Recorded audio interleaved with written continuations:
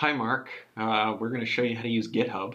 So the first thing you're going to want to do is make an account. You can do that at github.com. So this is us doing that, making a test account.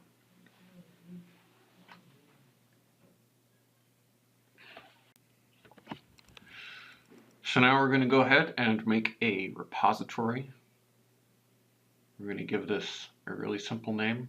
We're going to call this one test repo and just give it a short description.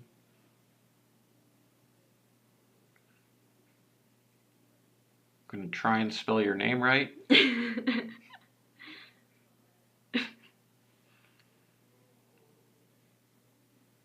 And once we're happy with that, just click the big green Create Repository button, and that'll go ahead and create the repository on GitHub. So now we have installed the GitHub for Windows software, logged into my account, and we are going to clone that test repository that we made on my computer. We're just going to make sure that it's a good directory and clone it. And that's going to copy the new empty repository onto my hard drive. We're going to go ahead and open that up in Windows Explorer and create a new file in there. I'm going to call that Hey Mark. And then if we open that up, we can edit our code or text or whatever we want. This one just says, oh, hi Mark. Save that, close it, and you can see that the GitHub tool here has found that we've modified the file.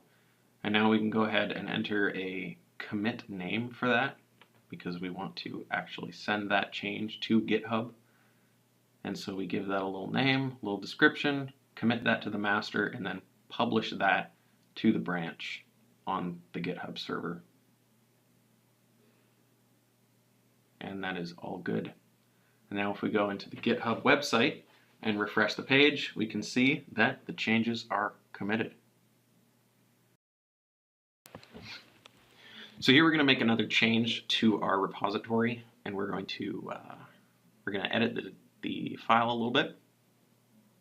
Open up the GitHub tool, and we can see that the tool has found the change again. We'll make a new commit message and description and commit that to the master branch there on the repo. And add a little emoji. And then you can also add an author if more than one person contributed to this change. Just add somebody's name there. And if you commit that to the master, and then publish that, or push it rather, to the GitHub repository on their server, and that will be publicly published on your GitHub account. So now we're going to go ahead and add a contributor to this repository so that they can make changes without my authorization. So we're going to add Vanessa's username as a collaborator, and then she got sent a request. And when she confirms that request, she will be an authorized collaborator on this project. So now we're logged in on Vanessa's GitHub account, and we are going to fork the test repo repository from my account. We're going to click the fork button and select which account we're forking to, and that's the first Vanessa account. And there is the fork. And this is an exact copy of the repo from my account as it was when we clicked the fork button. Now if we make a change to this file and commit that to this forked repo,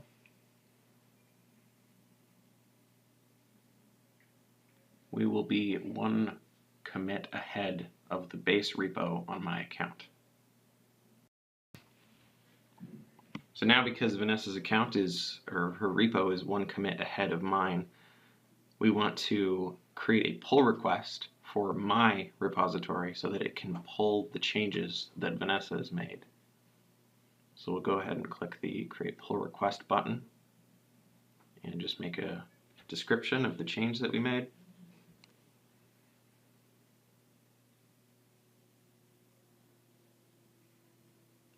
And now because Vanessa's account is technically a collaborator on the branch on my account, she can actually confirm that merge from her end without me having to do anything like I normally would. So here I am logged back into my account on the GitHub for Windows tool, and we can see that the version that I have is behind one commit. So if I click pull origin, it will pull the latest version of the repo, which has Vanessa's edit, and that will show up on my local system.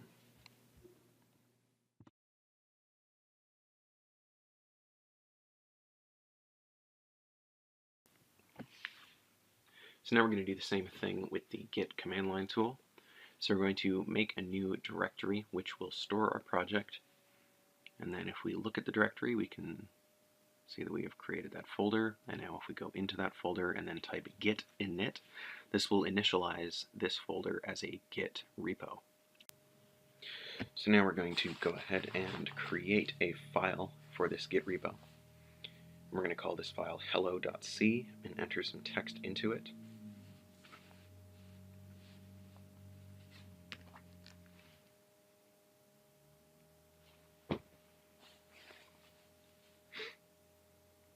And then we just save this and close the editor.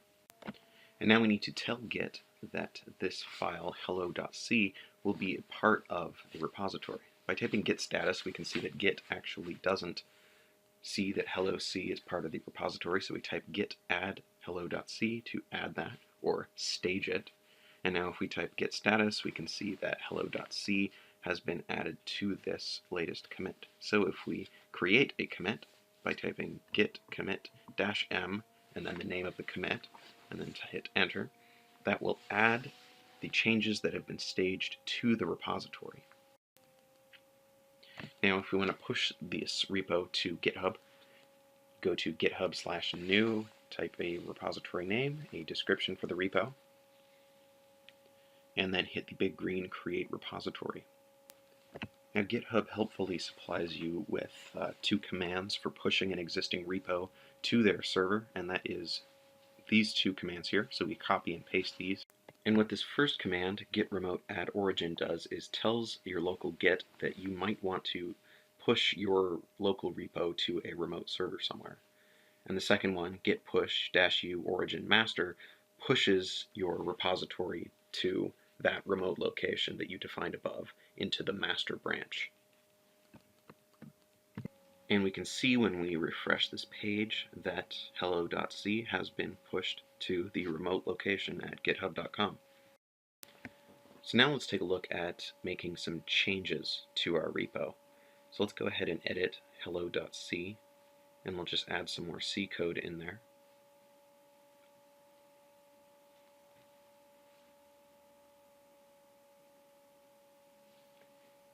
And then we will just save that and close the editor.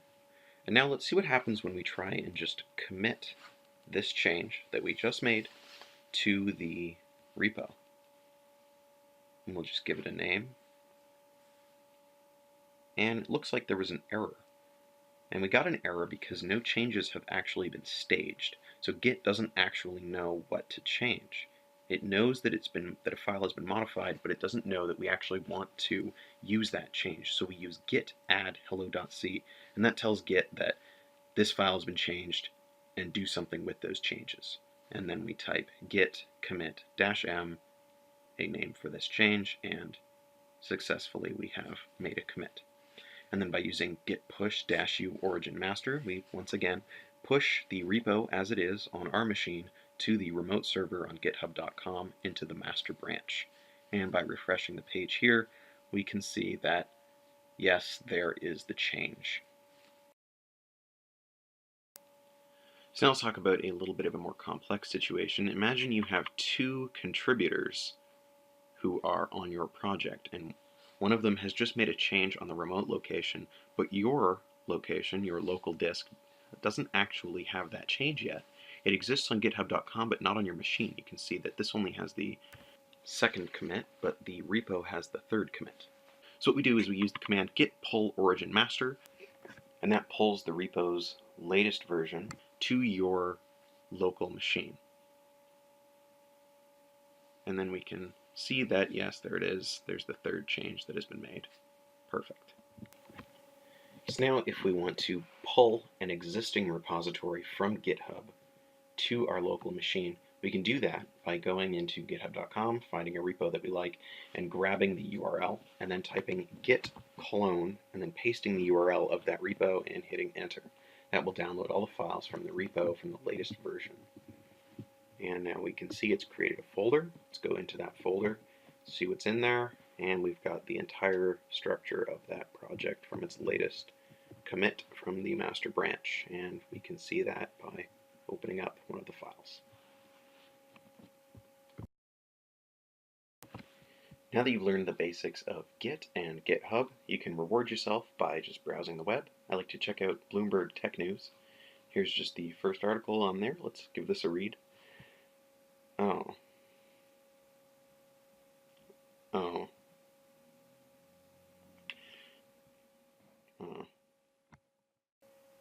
I guess now would be as good a time as any to tell you that GitHub is not the only Git service that you can use. There are plenty of alternatives such as Bitbucket at bitbucket.org and GitLab at gitlab.com.